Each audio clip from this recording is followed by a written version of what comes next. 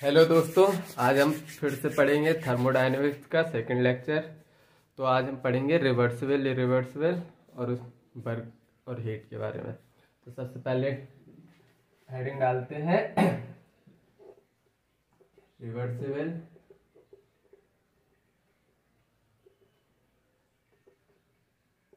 Civil and irreversible.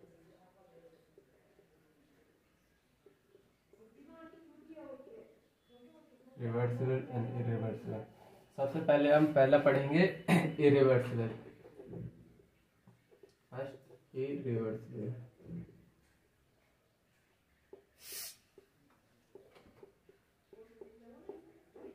Irreversible को समझने के लिए सबसे पहले हम लेंगे एक पिस्टन, एक वेसल लेंगे, उसमें लगाएंगे एक पिस्टन। इस सिलेंडर ओपन वेसल लेंगे हम। तो इधर सपोज दैट कुछ गैस है, गैस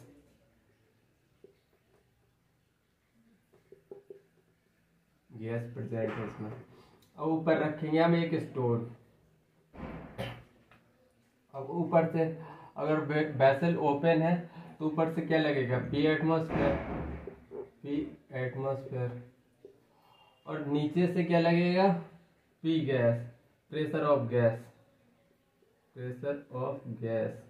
और स्टोन का कुछ मास होगा तो नीचे लगेगा mg।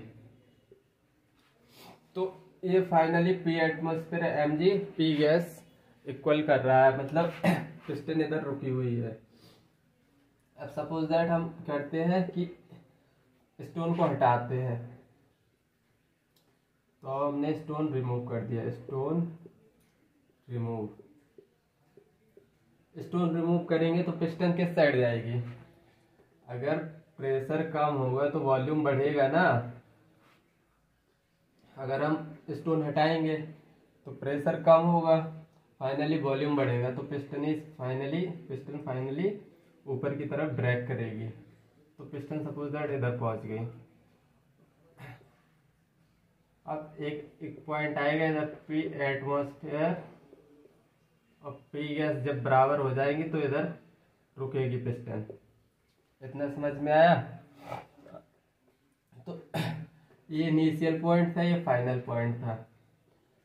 तो बेसिकली इरिवर्सिबल का पहला पॉइंट लिखेंगे हम, ये सडन प्रोसेस है। इसमें सडन प्रोसेस तुमको समझ में आया, जैसे स्टोन हटाया तुरंत प्रेशर कम हुआ, वॉल्यूम, और फाइनली पिस्टन ए से बी में शिफ्ट हो गई। मतलब single step process, sudden process.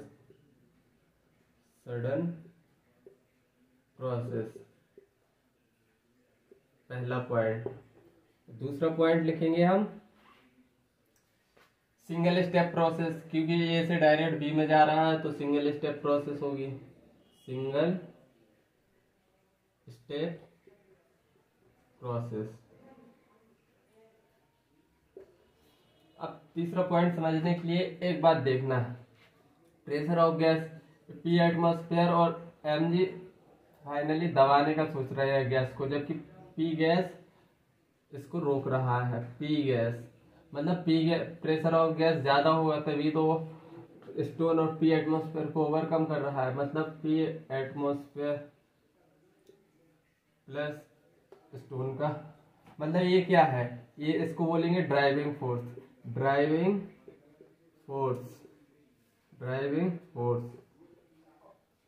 और पी एटमॉस्फेयर को बोलेंगे अपोजिंग फोर्स। ये मतलब ऊपर जाने से रोक रहा है, अपोजिंग फोर्स।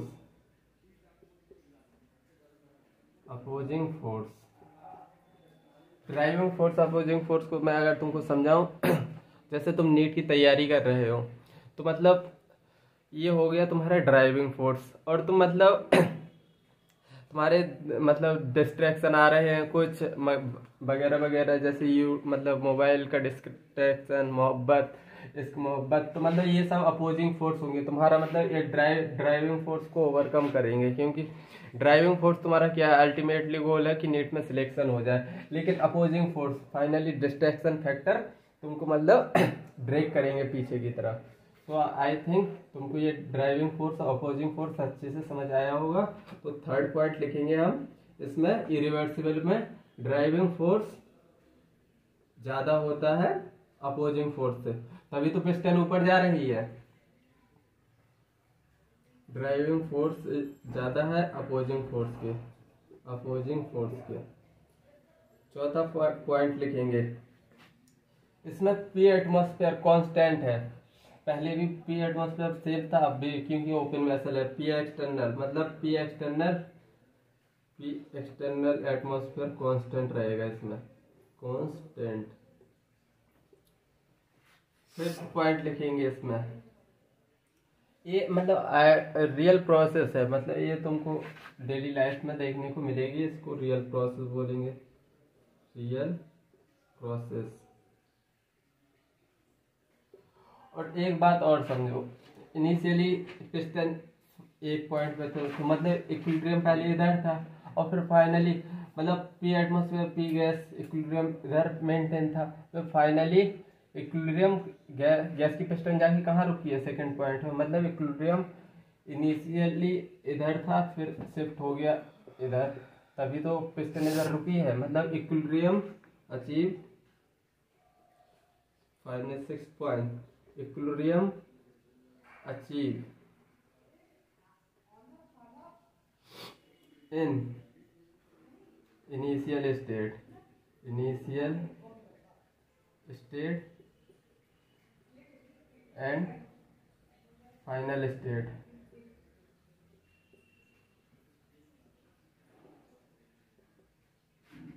अब फाइनली हम पढ़ रहे हैं रिवर्सिबल। फाइनली रिवर्सिबल, थोड़ी इधर रिवर्सिबल की स्पेलिंग रॉन्ग है, रिवर्सिबल।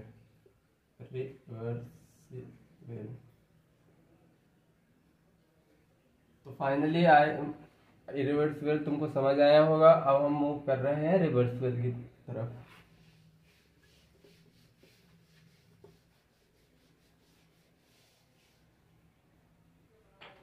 Second, reversible.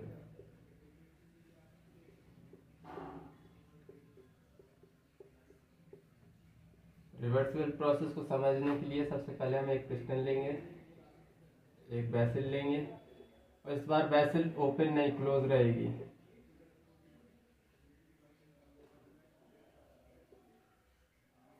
इस बार क्लोज वेसल लेंगे, और उसमें पिस्टन लगी है, सपोज दैट इधर अंदर कुछ गैस है, और फिर तुमने एक स्टोन रखा,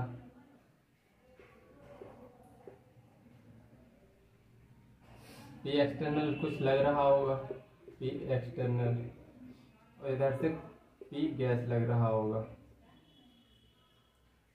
पी एक्सटर्नल सपोज दैट इधर से लग रहा है, P external P gas maintain कर रही है उसको। अब सपोज दैट ये स्टोन छोटे छोटे स्टोन से बना है, छोटे छोटे स्टोन से बना है। रिवर्सिबल को समझने के लिए, अगर तुमने एक छोटा सा स्टोन इसमें से निकाल दिया जिसका मास है डीएम, अगर तो इनिशियली पी गैस और पी एटमॉस्फेयर बराबर थे, पी एक्सटर्नल और पी गैस। इनिशियली पिस्टन अगर इधर रुकी थी तो मतलब पी एक्सटर्नल और पी गैस इक्वली होंगे ना। तो फाइनली जैसे ही हमने मतलब डीएम मास का मास निकाल दिया, छोटा सा एक टुकड़ा, तो इसका पी एक्सटर्नल थोड़ा कम होगा, P external minus D P बराबर पी गैस। ऐसे ही होगा ना कि थोड़ा प्रेशर कम हो जाएगा, तो ये पिस्टन थोड़ी ऊपर चली जाएगी या नहीं चली जाएगी। तो अच्छे से सोच के बताना, डीएल लेंथ ऊपर जाएगी या नहीं, ऑब्वियसली जाएगी। फिर हम दोबारा से एक छोटे से टुकड़े को निकाल लेंगे, फिर से पी एक्सटर्नल में से कुछ प्रेशर कम होगा, और फाइनली फिर ये ऊपर की तरफ शिफ्ट हो जाएगी। ऐसे ऐसे फाइनली चलते चलते धीरे धीरे ऊपर तक जाएगी पिस्टन। तो मतलब इसमें बहुत ज़्यादा स्टेप लग रहा है, इनफाइनाइट स्टेप में ऊपर जाएगी।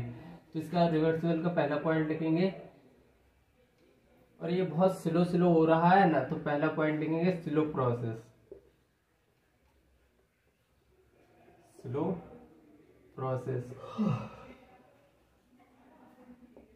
स्लो प्रोसेस है। सेकंड, इसमें ड्राइविंग पी एक्सटर्नल क्या है, इसमें पी एक्सटर्नल वेरिएबल है, क्योंकि तुम बार बार एक टुकड़ा निकाल रहे हो, मतलब एक छोटा सा पेबल निकाल रहे हो, तो इसको पी एक्सटर्नल को वेरिएबल कर रहे हो, मतलब कि पी एक्सटर्नल वेरिएबल रहेगा इसमें, वेरिएबल। थर्ड स्टेप क्या लिखेंगे, इक्विलिब्रियम कहाँ का, पहले तुम एक से पहले इनिशियल वन इधर था, फिर 2 इधर आया, फिर 3, मतलब इक्विलिब्रियम इधर भी रहेगा, जब तुम एक पेबल निकाल दोगे तो फिर इधर आएगा इक्विलिब्रियम, मतलब equilibrium achieve in many points.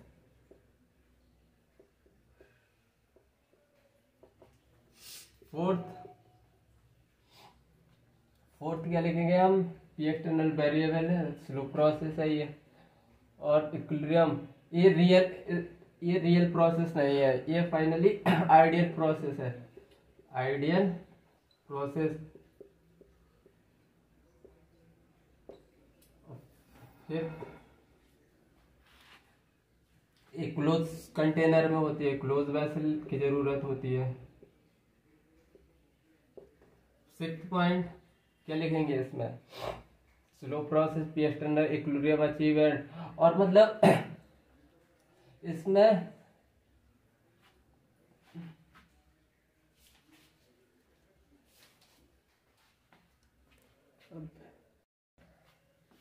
इसमें 6 पॉइंट लिखेंगे हम। ड्राइविंग फोर्स होगा, जो driving force is approx equal to opposing force होगा, क्योंकि मतलब धीरे धीरे से पेबल निकाल रहे हैं, तो ड्राइविंग फोर्स, सपोज दैट ये है ड्राइविंग फोर्स मान लो, तो ड्राइविंग फोर्स और अपोजिंग फोर्स ऊपर से लग रहा है, तो मतलब अगर तुम एक ही पेबल निकाल रहे हो तो finally driving force opposing force के इक्वल होगा। अब फाइनली हम मूव करेंगे आगे की तरफ।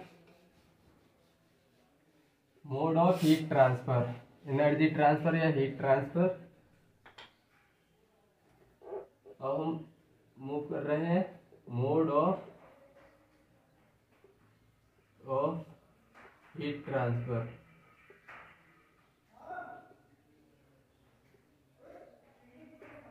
मोड ऑफ हीट ट्रांसफर में बेसिकली हम वर्क और हीट को पढ़ेंगे। तो सबसे पहले हेडिंग लगाते हैं वर्क की। वर्क भी दो प्रकार के होते हैं, एक होता है नॉन पीवी वर्क, दूसरा होता है PV work.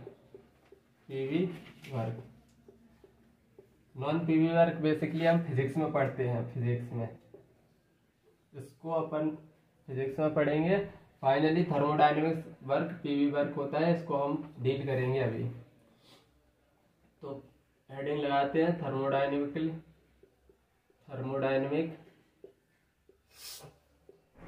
Dynamic PV work.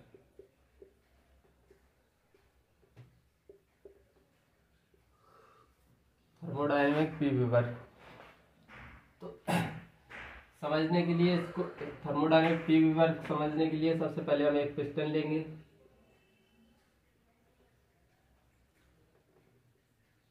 और उसमें एक पिस्टन लगाएंगे। सपोज दैट पी एटमॉस्फेयर ऊपर से लग रहा है और गैस भी कुछ प्रेशर लगाएगी। Finally P gas, pressure of gas, initially volume था V1। सपोज दैट अगर पी एटमॉस्फेयर ऊपर से बढ़ेगा तो क्या ये डीएल लेंथ शिफ्ट होगा इधर या नहीं। अब पी एटमॉस्फेयर हम बढ़ाएंगे तो डीएल लेंथ, गैस कंप्रेस होगी। जैसे ही गैस कंप्रेस होगी तो मतलब ये फाइनली हम वैसे ले रहे हैं 3D में मान के चलना है। सपोज दैट ऐसे 3D मतलब प्रेशर ऊपर से लग रहा है, अगर वैसल नीचे तरफ शिफ्ट हो रही है ऑब्वियसली ऐसे शिफ्ट होगी। मतलब एरिया है और ये लेंथ है।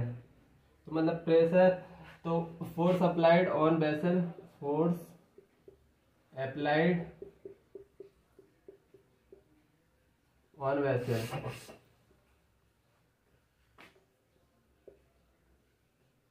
कितना होगा? Pressure into area. फाइनली लेकिन हम तो पढ़ रहे हैं वर्क, तो वर्क डन लिखेंगे हम। वर्क डन का फॉर्मूला होता है force into displacement, force into displacement, force into displacement. तो फोर्स फाइनली अपन ने फाइंड किया प्रेशर इनटू एरिया, मतलब P external into area, area into displacement. P external है इतना, एरिया और डिस्प्लेसमेंट इसको क्या बोल सकते हैं? वॉल्यूम बोल सकते हैं या नहीं? और डीएल लेंथ शिफ्ट हो रहा है, सपोज दैट ये V1 था इधर, अगर V2 इधर तक शिफ्ट होगा तो इसको डेल्टा V लिख सकते हैं या नहीं? तो आराम से लिख सकते हैं डेल्टा V। हम माइनस साइन लगा दे रहे हैं, या तुमको आगे समझ में आएगा, साइन कन्वेंशन के लिए है। तो वर्क डन फाइनली निकल आए, वर्क डन। मतलब ये वर्क डन तो सिंगल प्रोसेस, अभी मतलब whole work done, total work done निकालेंगे तो हम क्या लगाएंगे? लिमिट लगेगा और इंटीग्रेशन होगा। तो हम सबसे पहले लिखेंगे total work done, total work done. Total work done में हम लिमिट लगा देंगे, मतलब integration P external delta V। Volume V1 से कहाँ तक जा रहा है? वॉल्यूम इनिशियली V2 तक, तो V1 V2। ये अपना हो गया, फॉर्मूला निकल के आया फाइनली। थर्मोडायनेमिक वर्क निकल के आया पी एक्सटर्नल dV। तो अब हम इसको रिवर्सिबल में रख के देखेंगे।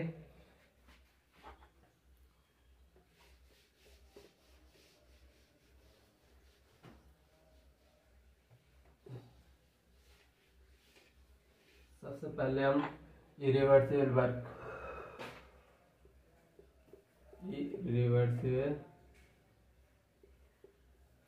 Civil work. तो पिछली स्लाइड में हमने क्या ड्राइव किया था? Work done is equal to minus P external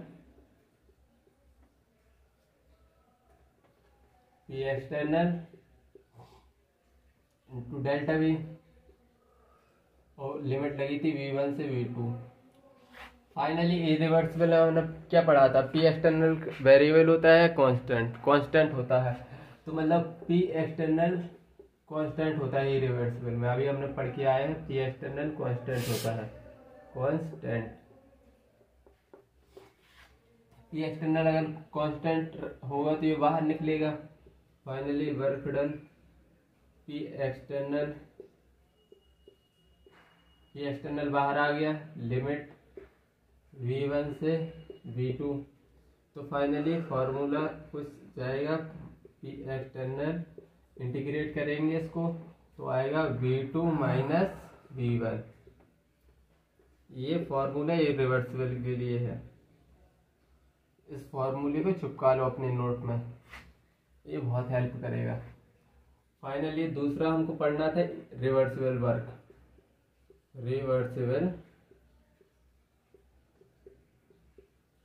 reversible work का फॉर्मूला निकालेंगे अब हम। तो जनरल फॉर्मूला क्या था वर्क डन का? पी एक्सटर्नल dV V1 से V2 माइनस, अब रिवर्सिबल में पी एक्सटर्नल, पी गैस के बराबर हो रहा था ना बार बार, गैस के। जैसे ही तुम एक पेबल हटा रहे थे तो पी एक्सटर्नल पी गैस के थोड़ी बराबर हुआ, फिर हटाया तुमने एक पेबल, फिर पी एक्सटर्नल पी गैस के बराबर हो गया। धीरे धीरे पिस्टन ऊपर जा रही थी, मतलब पी एक्सटर्नल पी गैस बराबर हो रहे थे। मतलब पी एक्सटर्नल को हम पी गैस लिख सकते हैं कि नहीं? तो वर्क ऑफ रिवर्सिबल रिएक्शन में V1 V2 pressure of gas dV। ये फाइनली फॉर्मूला निकल के आया रिवर्सिबल के लिए। आई होप तुमको बस ये फॉर्मूले याद रखने हैं, कहाँ से आए हैं कैसे आए हैं, तुमको उससे ज़्यादा दिमाग नहीं लगाना है। अब हम आगे पढ़ेंगे दूसरा मोड ऑफ हीट ट्रांसफर, तो वो रहेगा एनर्जी ट्रांसफर का दूसरा रहेगा। पहले वर्क पढ़ लिया अपन ने, अब हम पढ़ेंगे हीट। सेकंड रहेगा हमारा हीट। हीट को बेसिकली हम Q से डिनोट करते हैं। Transit form of energy, transit form of energy. Generate due to temperature difference. तब तक टेम्परेचर डिफरेंस, जैसे ही तुम टेम्परेचर दोगे हीट बढ़ेगी, मतलब टेम्परेचर होना जरूरी है। टेम्परेचर से हीट, मतलब जैसे ही टेम्परेचर बढ़ाओगे तो हीट बढ़ेगी, हीट निकलेगी उससे। तो मतलब इसका हम लिख सकते हैं इसको, ये मतलब रुक के नहीं रहती, मतलब ये हीट कहीं स्टेबल नहीं रहती, रुकी हुई नहीं रहती, स्टोर नहीं कर सकते हम इसको। मतलब ये ट्रांजिट फॉर्म, मतलब हमेशा ट्रांसफर के मोड में रहेगी। जैसे it travel from hot object to cold object.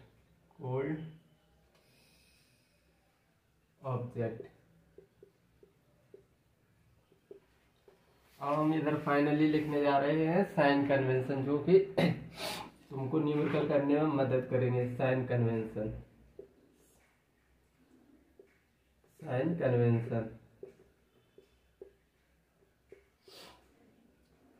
Convention. तो पहले हम वर्क का लिखेंगे। पहला वर्क डन बाय गैस। तो इसका नेगेटिव लेते हैं। कैसे? तो मतलब वर्क डन बाय गैस, मतलब गैस एक्सपेंड कर रही है, मतलब कि फाइनली एक्सपेंशन में ये केस लगेगा। P gas, work done by gas. अगर गैस द्वारा सिस्टम पे वर्क हो रहा है, वर्क डन बाय गैस, तो निगेटिव लेंगे वर्क डन, और इस एक्सपेंशन में होगा हम ये एक्सपेंशन में। दूसरा sign convention, work done on gaseous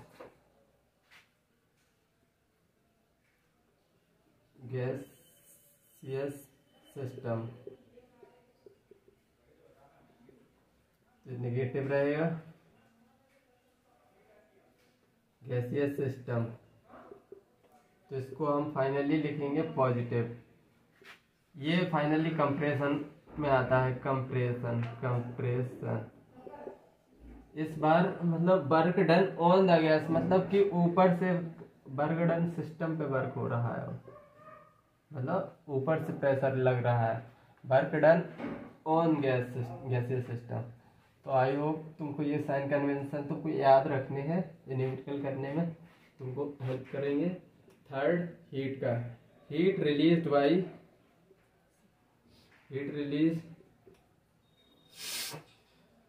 by system.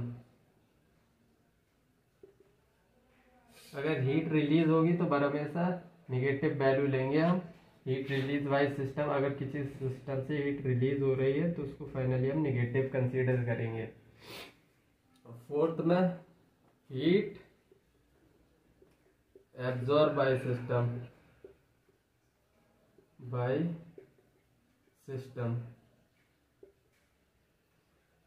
Heat absorb by system में क्या लिखेंगे? फाइनली पॉजिटिव, क्योंकि इसमें हीट गेन हो रही है। तो ये साइन कन्वेंशन तुमको याद रखने हैं। फाइनली हम थोड़ी और आगे की तरफ मूव करते हैं।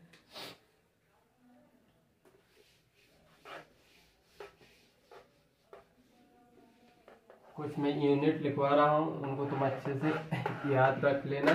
ये थर्मोडायनेमिक्स में बहुत मतलब फ्रीक्वेंटली यूज होने वाली हैं। 1 calorie is equal to 4.2 joule, और 1 atmosphere litre is equal to 101.3 joule. पहली, दूसरी, थर्ड आर की वैल्यू लिखेंगे 3 आर की वैल्यू 3 होती है, और उनको अच्छे से समझ के लिखना है आर। तो अगर हम 0.0821 लेते हैं तो ये इसकी यूनिट क्या रहेगी? एटमॉस्फेयर लीटर मोल पर मोल केल्विन। और आर की दूसरी वैल्यू 8.321, तो इसको फाइनली जूल पर मोल केल्विन में लेंगे इसकी वैल्यू। थर्ड वैल्यू आर की वैल्यू कैलोरी में 2 कैलोरी पर मोल केल्विन। ये फाइनली तुमको यूनिट्स याद रखनी है। चलो अब थोड़ी बहुत न्यूमेरिकल करवा दे रहा हूँ।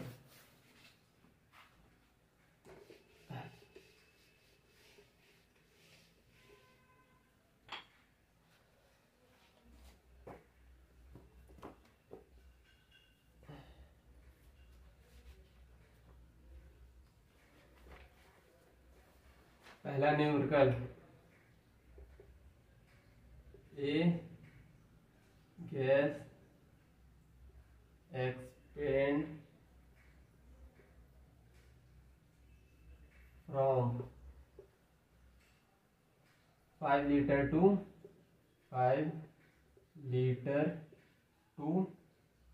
10 litre under constant external pressure 1 atmosphere. Find work done in joule.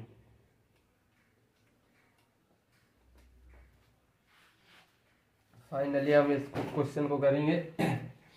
Gas expand from B1 to 5 litre to 10 litre under constant external pressure.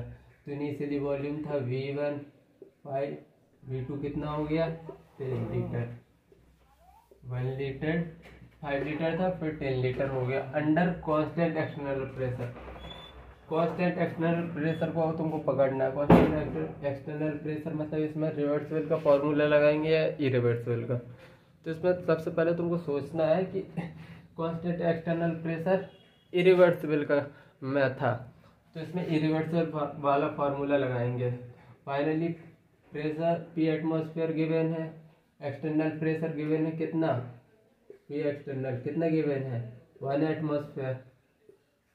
Finally फार्मूले में रख दो वैल्यू। वर्क डन बराबर कितना होता है minus P external V2 minus V1, यही formula पढ़ा था ना अपन ने। हाँ, पी एक्सटर्नल की वैल्यू 1, वॉल्यूम 2 10 माइनस 5, तो कितना निकल के आया -5 एटमॉस्फेयर। वॉल्यूम लीटर में रहेगा, प्रेशर एटमॉस्फेयर में था, एटमॉस्फेयर लीटर में आ गया आंसर। क्या ये आंसर सही है? चेक करके बताओ।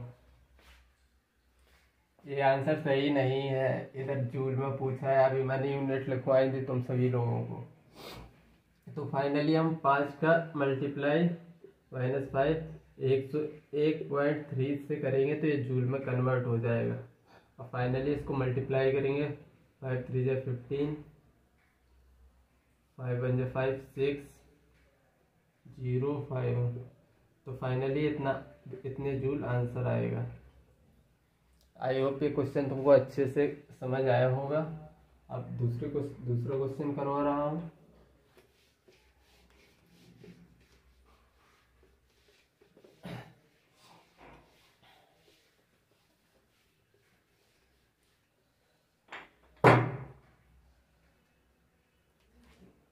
दूसरा question, A gas is compressed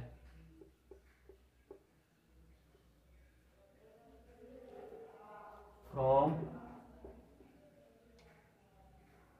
6 decimeter cube to 4 decimeter cube under constant external pressure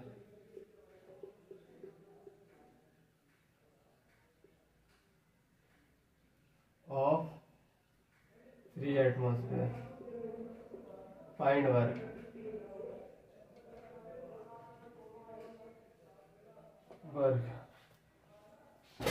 तो फाइनली वॉल्यूम गिवन है, डेसीमीटर क्यूब में है, ऑब्वियसली लीटर में ही होगा। 1 decimetre cube is equal to 1 litre होता है। तो वॉल्यूम V1 कितना गिवन है, 6 डेसीमीटर क्यूब, और V2 गिवन कितना है, 4 डेसीमीटर क्यूब, और P एक्सटर्नल गिवन है 3 एटमॉस्फेयर। तो वैसे ही सवाल है जो पिछली स्लाइड में किया था। तो इसको सॉल्व कैसे करेंगे। कांस्टेंट एक्सटर्नल प्रेशर लिखा है, तो मतलब इसका मतलब कौन सा है, ये कौन सा फॉर्मूला लिखेंगे इसमें, इरिवर्सिबल वाला। तो मतलब work done P external V2 minus V1, ये वाला फॉर्मूला लगेगा। फाइनली वैल्यू रख दो इसमें, P3 वॉल्यूम 2 गिवन है 4 माइनस 6, V1 गिवन है 6। तो आंसर कितना आएगा, -2 माइनस +6 आएगा। लेकिन ये रहेगा एटमॉस्फेयर लीटर में। Decimetre 1 decimetre cube is equal to 1 decimetre cube is equal to 1 litre. तो finally find work done in joule. चलो तुमको यूनिट भी और अच्छी तरह से आ जाएगा। तो 6 का मल्टीप्लाई किससे कर देंगे अगर जूल में निकालना है, 6 इंटू 101.3 इज फाइनली जूल में कन्वर्ट हो जाएगा। 6 3 0 18, 6 1 6 706। फाइनली ये जूल में आंसर है। आई थिंक तुमको समझ आ रहा होगा।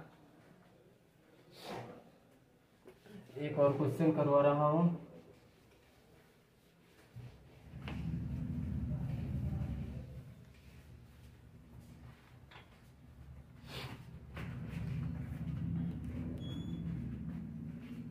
पहला question, 10 litre of an ideal gas is expanded against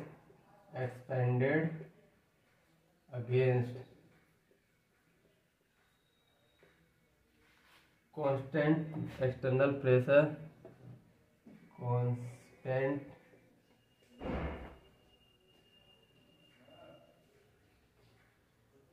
constant P external of 1 atmosphere, such that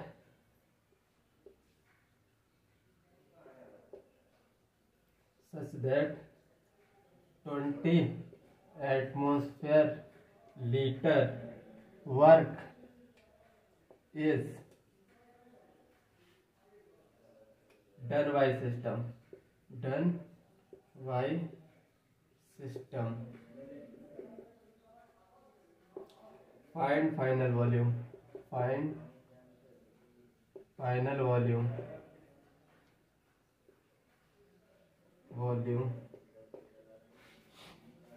तो अब थोड़ा और अच्छा सवाल है।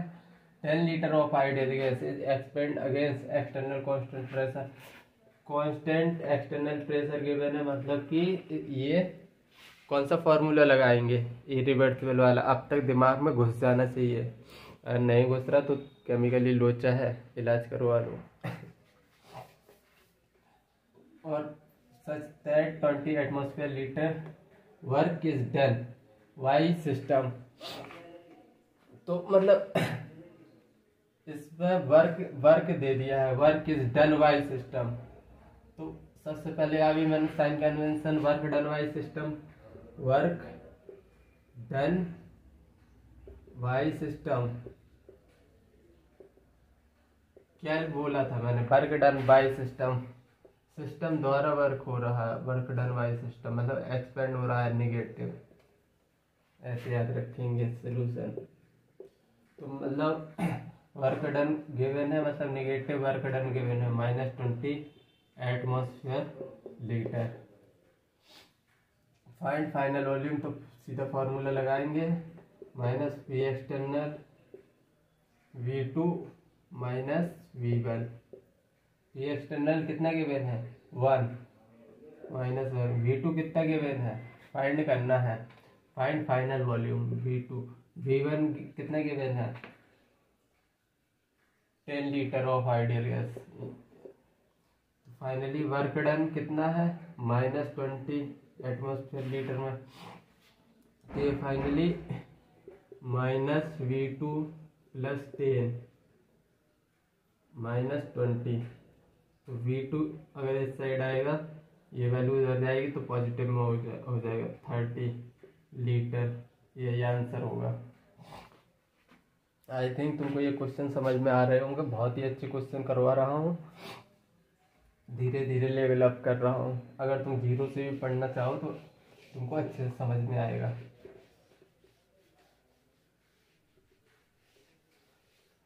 अभी एक क्वेश्चन और करवा रहा हूँ। Question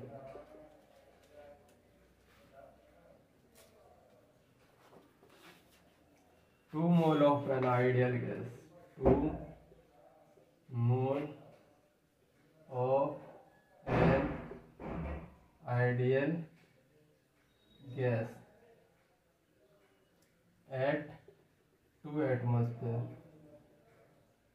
27 degree Celsius is compressed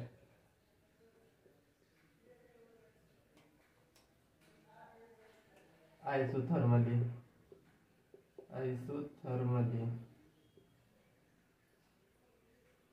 under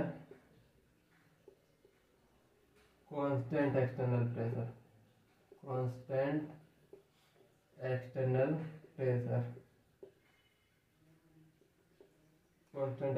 pressure is 4 atmosphere such that final volume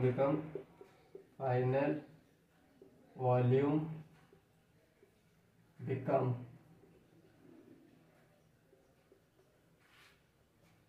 half of initial volume।